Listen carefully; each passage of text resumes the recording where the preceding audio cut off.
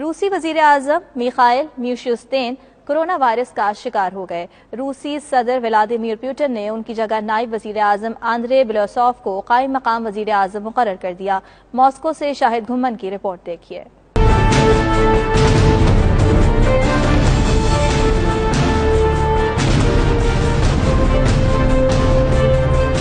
روسی وزیر اعظم میخائیل میشوستین میں کورونا وائرس کی تصدیق ہوئی ہے، جنہوں نے اپنے آپ کو الگ تھلگ کر لیا ہے اور ہسپتال منتقل ہو گئے ہیں۔ وہ اپنے وزیر اعظم کے عہدے سے بھی عارضی طور پر دستبردار ہو گئے ہیں۔ روسی صدر ولادیمیر پوٹن نے نائب وزیر اعظم آندرے بیلوسوف کو قائم مقام وزیر اعظم مقرر کر دیا۔